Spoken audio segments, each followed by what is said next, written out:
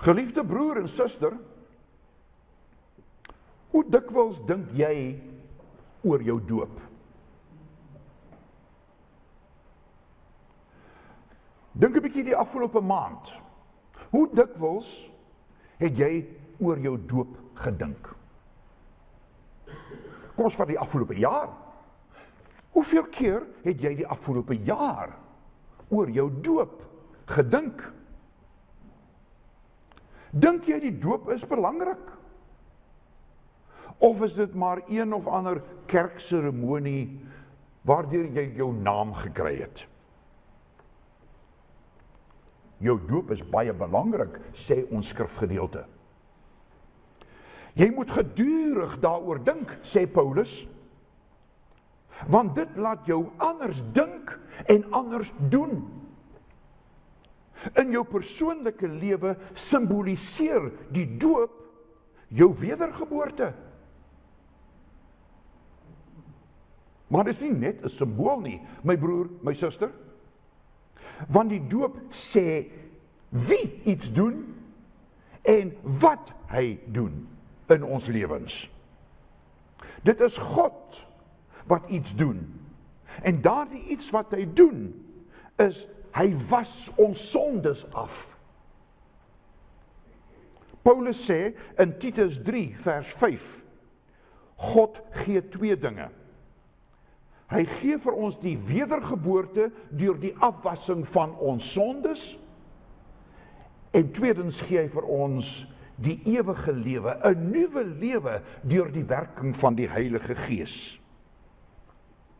In ons persoonlike lewe moet dit baie duidelik blyk.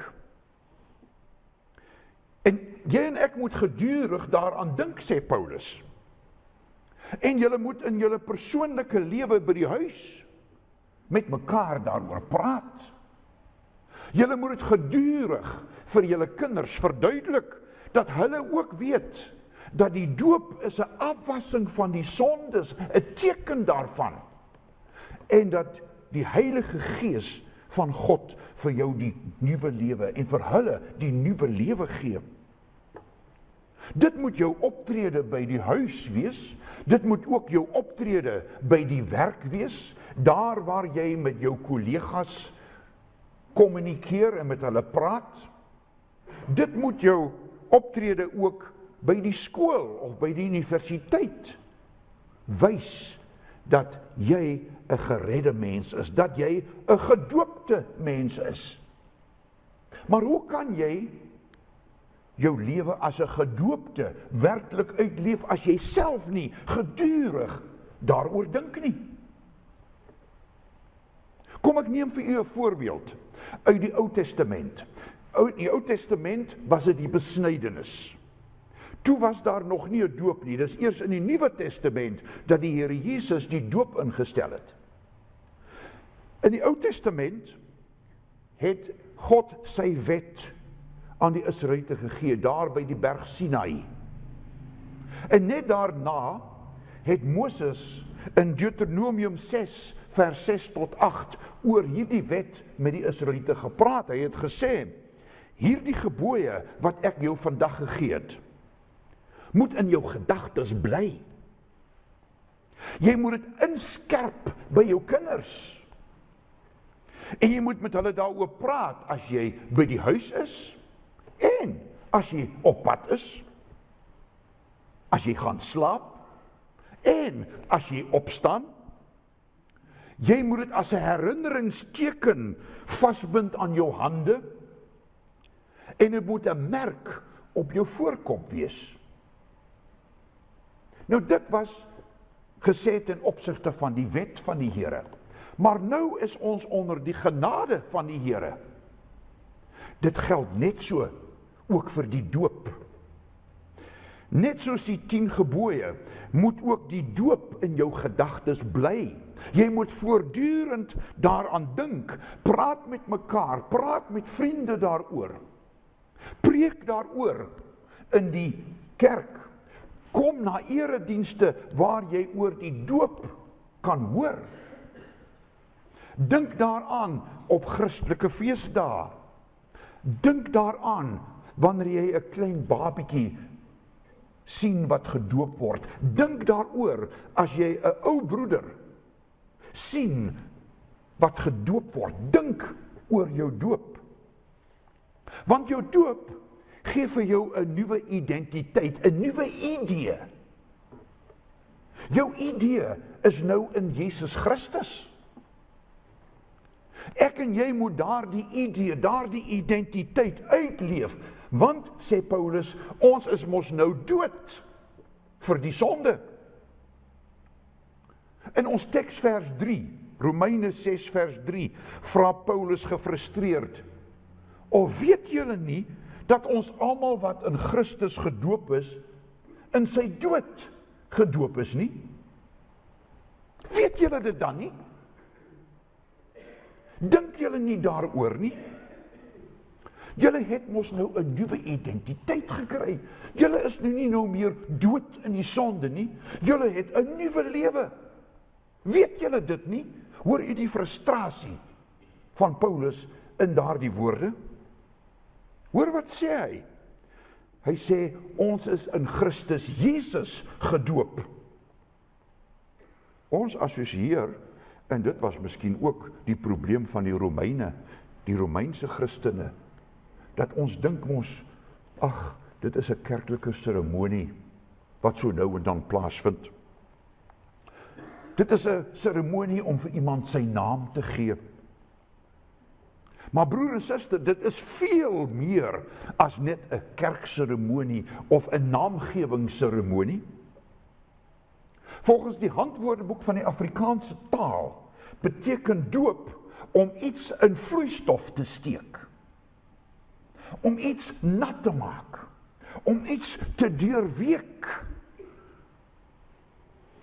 Ons ken mos 'n nat kol op 'n stuk materiaal. Ons het dit al almal gesien. Daardie nat kol op die materiaal kleur daardie stuk materiaal donkerder vir solank dit nog nat bly. En soos wat dit droog word, kry die materiaal sy oorspronklike kleur terug. Dit was 'n baie bekende beeld vir die Romeine ook. Hierdie ding van 'n doop, van 'n deurweking van materiaal. Die Romeine het ook gesien dat as jy 'n stuk materiaal in kleur sou doop, dan kry daardie materiaal permanent 'n nuwe kleur. Nou om in Christus gedoop te word, beteken jy is met Jesus nat gemaak. Jy is met hom deurweek. Dis as ware asof jy in die vloeistof van sy bloed gesteek is. Jy is met Jesus gekleur, broer en suster. Dit is wat met jou gaan gebeur vandag, Colin. Jy gaan met Jesus gekleur word. Maar dit geld vir elkeen van ons. Elkeen van ons wat gedoop is. Jy is gekleur met Jesus se bloed. Dit is oor jou lewe uitgeroep. Jy het nie maar net 'n naam gekry toe jy gedoop is nie. God het daardie dag iets met jou gedoen. Hy het jou die kleur van Jesus gegee. Hy het jou in die bloed van Jesus ingesteek. Dit is wat doop beteken. En dit het gebeur selfs toe jy nog 'n kind was, miskien 'n klein hulpelose ou babietjie, en jy het glad geen idee gehad wat met jou gebeur het nie, maar gelukkig het God presies geweet wat hy doen. Hy het jou al daar, toe jy 'n babietjie was, gekleur met die bloed van die Here Jesus Christus. Romeine 6 vers 4, die verdere teksvers, bou hierop voort. Paulus skryf, deur die doop is ons immers saam met hom in sy dood begrawe.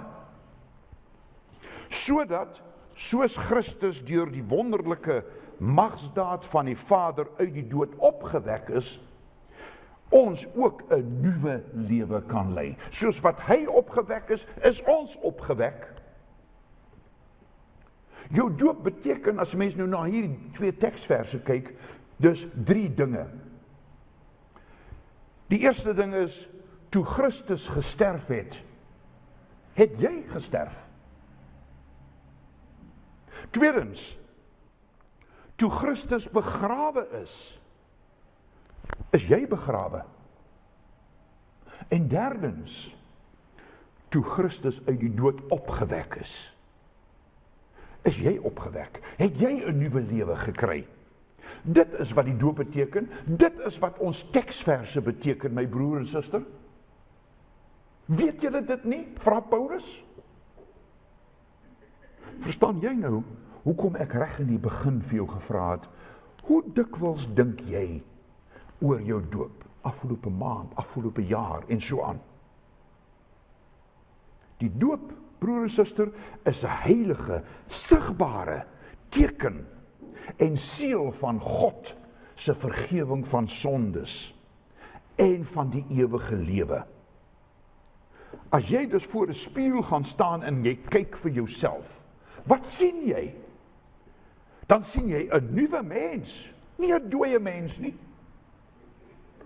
Dan sien jy jouself in Christus en wat Christus vir jou kom doen het. Dan sien jy God se belofte vir jou ook. En dan sien jy jouself as 'n lewende wese. 'n Lewende wese. Maar broer en suster, wat nog belangriker is as hoe jy na jouself kyk in die spieël, is hoe God na jou kyk. Wanneer God na jou kyk, sien hy jou ook anders. Hy sien 'n nuwe mens. Hy sien dat jy in Christus gedoop is. Dat jy sy kleur dra. En God sien sy eie belofte dat jou sondes vergewe sal word. En dat hy vir jou 'n nuwe lewe sal gee. 'n Ewige lewe by hom. Hy sien jou as deel van sy verbondsvolk. Deel van sy familie, deel van sy mense. Jy is sy kind. Dit is hoe hy jou sien. Verstaan jy nou? Hoekom jy gedurig oor jou doop moet dink? Iets wonderliks gebeur met jou doop. Dit is nie maar net 'n naamgewingsseremonie nie. Jy word deel van Christus met jou doop. Dit is wat dit beteken ten diepste. Jy is met hom verenig, lees ons in Galasiërs 3 vers 27. En daarom sê Paulus hier in ons teksverse en in die ander teksverse in Romeine 13 vers 3 en 4, ons moet welvoeglik lewe soos dit by volgelinge van Jesus Christus, die lewende Christus, pas. Want as jy dit nie doen nie, broer en suster, luister nou mooi ook, Colin, as jy dit nie doen nie, dan minag jy jou doop. Dan minag jy vir Jesus Christus. Dan minag jy sy dierbare bloed. En die straf daarvoor is die dood. Adam sy een ongehoorsaamheid daar in die paradys, toe hy God se opdrag verontagsaam het, ongehoorsaam was, en hy wel van die boom van die kennis van goed en kwaad geëet het die sonde in die wêreld gebring, en daarmee ook die dood in die wêreld gebring. Ons kan dit byvoorbeeld lees in Romeine 5, vers 12 tot 15. Maar Jesus Christus se een daad van gehoorsaamheid het vryspraak gebring. En daarmee saam die lewe. Lees maar daaroor in die vorige hoofstuk Romeine 5 vers 18. En daarom sê ons teksverse 3 en 4, dat toe Christus gesterf het, het jy gesterf. Toe hy begrawe is jy begrawe. En toe hy opgestaan het, en opgewek is deur God se almagsdaad, het jy opgestaan, en het jy en ek 'n nuwe lewe ontvang. Dit is die goeie nuus van doop. Dit is die goeie nuus, die evangelie van die doop. Dis 'n teken, dis 'n seël. Wat beteken die seël? Soos wat 'n koning in die antieke tyd met sy seelring in waks of was sy seël afgedruk het om te sê, dit is ek wat hierdie wet gemaak het of hierdie dekreet gemaak het. Niemand anders nie, dit is ek. So is die doop 'n teken en seël wat God sy afdruk op jou geplaas het. Dis 'n teken en seël aan ons as gemeente wat reeds gedoop is, en dis 'n teken en seël aan 'n klein babietjie en aan ons broer Colin, dat ons 'n nuwe lewe kan lei, ons is dan opgewek. Maar broer en suster, moenie fout maak nie, dis nie die doop wat ons red nie. Dit is nie die seremonie wat die dominee uitvoer hier gedurende die erediens wat jou red nie. En dit is nie die dominee wat jou red nie. Dit is die heerlike magsdaad van God die Vader wat jou red. Hy het vir Christus opgewek uit die dood. Dit is daar dieselfde heerlike magsdaad van God die Vader wat ter wille van Jesus Christus vir jou en vir my opwek, omdat Jesus Christus die eersteling uit die dood was. Lees maar daarvoor in ons tweede teksvers, Romeine 6 vers 4. Die doop is maar net 'n heilige, sigbare teken van ons redding en van ons nuwe lewe, ons ewige lewe. Nou is die vraag, is dit die teken van jou lewe? Dit lyk asof dit nie die teken van die Romeinse Christene was nie. Want daarom vra Paulus, weet julle nie dat julle in Christus se dood gedoop is nie? Weet julle dit nie? Dink julle nie daaroor nie? Dit lyk, as 'n mens na hierdie woorde in die Bybel kyk, asof hulle doop eintlik nie 'n verskil aan hulle lewens gemaak het nie. Hulle is nou wel gedoop. So what? Hulle is gedoop. So lyk dit. Want anders sou Paulus tog nie so 'n gefrustreerde vraag gevra het. Weet julle dit nie? Paulus vra juis in Romeine 6 vers 1, die eerste vers wat ons gelees het, of dit maar reg is om aan te hou sonde doen, sodat die genade vir julle meer kan word. En dan sê hy, beslis nie in vers 2. Ons is mos dood vir die sonde. Hoe kan ons dan, en hoe kan julle dan nou voortlewe in die sonde? Julle is dood vir die sonde. Onthou, sê Paulus in Romeine 6 vers 11, ons derde teksvers, julle is vir die sonde dood, maar lewe vir God. En vers 12 sê hy, moet dan nie toelaat dat die sonde nog langer oor julle heerskappy voer nie. Weg met julle sondige begeertes, weg met julle afgodsdiens, weg met julle goddeloosheid, weg met immorele dade, weg met jou eie ek, waar jy jouself op die voorgrond plaas en waar jy sê, ek sal wel besluit, ek is die koning van my eie lewe, ek het nie 'n koning soos Jesus in my lewe nie, weg daarmee.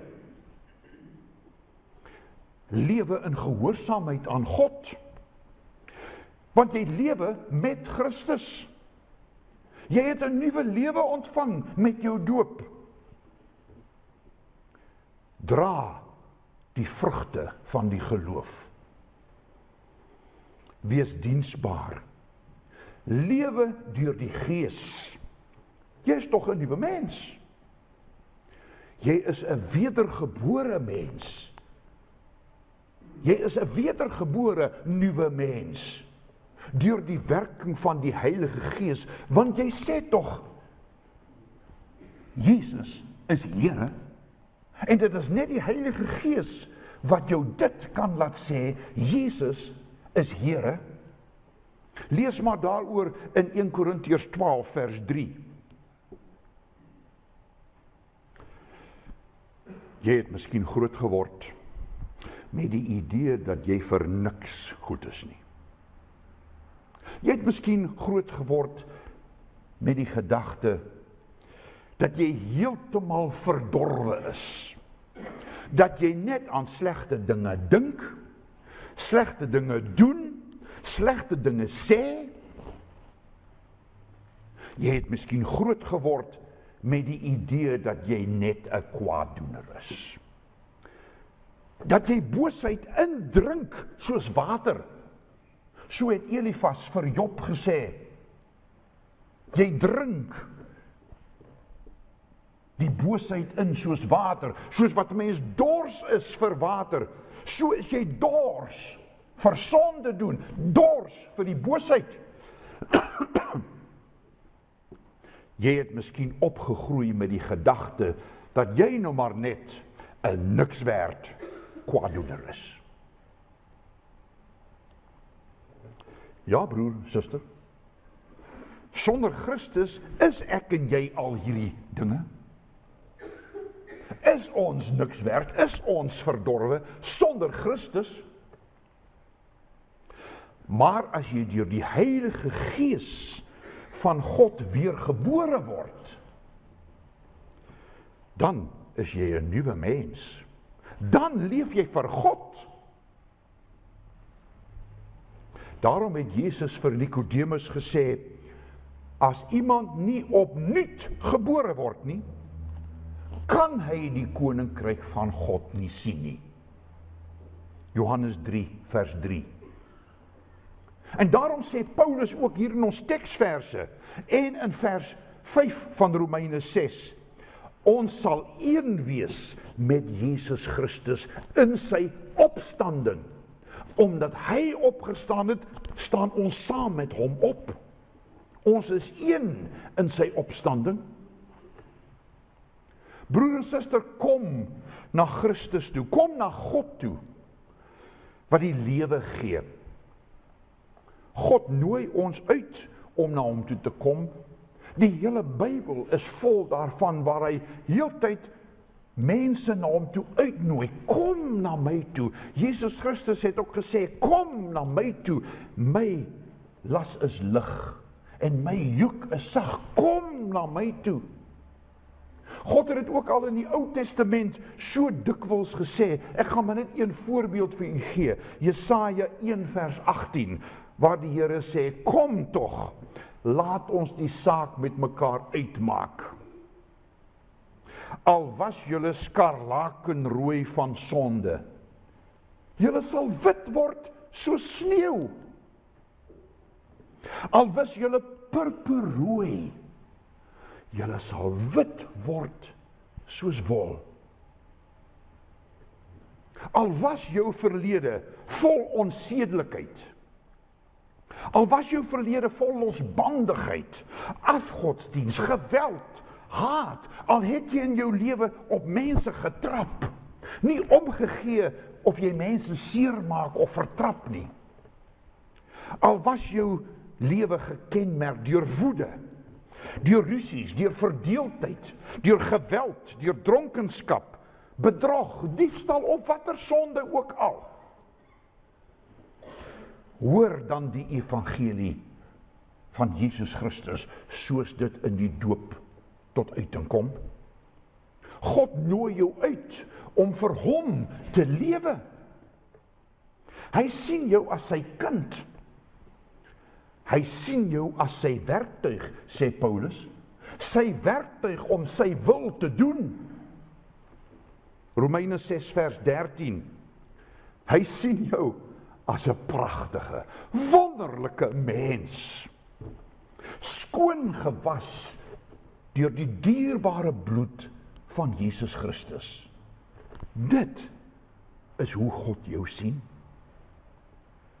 En dan kom die Heilige Gees en hy gee vir jou 'n nuwe lewe, 'n lewe van vreugde, van liefde, van geduld, van vriendelikheid, van goedhartigheid, van getrouheid, van nederigheid en van selfbeheersing. Lees dit maar self in Galasiërs 5 vers 22 en 23 waar Paulus vir die Galasiërs sê wat die vrugte van die Heilige Gees is en die vrugte van die geloof. Jy kan daarom uitstyg bo jou sondige verlede, want jy het nou 'n nuwe lewe. Miskien dink jy nie eintlik aan jou geloof nie, aan jou doop nie. Miskien dink jy so by jouself, ag, die doop is nie vir my belangrik nie. Ek was maar 'n klein babietjie, of 'n klein kind, toe ek gedoop is, ek weet niks daarvan af nie. Dit was eintlik maar my pa en ma se idee, dat ek gedoop moes word. Maar ek het eintlik nie 'n sê daarin gehad nie. Ek het nie 'n keuse vir Christus gemaak nie. Dit trek my nou eintlik nie veel nie. Dan wil ek vir jou sê, my broer, my suster, dit gaan nie daaroor of jy jou laat doop het nie. Dit gaan nie daaroor dat jy 'n keuse vir Christus gemaak het nie. Dit gaan daaroor dat God se naam oor jou lewe uitgeroep is. Dit gaan daaroor dat jy in Christus gedoop is, dat jy in sy bloed ingesteek is, en dat God jou wil aanneem. Nie dat jy God wil aanneem nie, maar dat God jou wil aanneem, net omdat Jesus Christus dit vir jou verdien het. En omdat jy sy merkteken dra. Dit is God se teken en seël aan jou, dat hy jou in genade wil aanneem. Hy wil jou aanneem. Dit gaan nie oor wat jy wil doen nie, dit gaan nie oor jou keuse nie. Hy wil vir jou 'n nuwe lewe gee, sodat jy in gehoorsaamheid aan hom kan lewe, sodat sy naam om Christus ontwil groot gemaak kan word, geprys kan word. Maar miskien sien jy nie hierdie teken van die doop in jou lewe raak nie.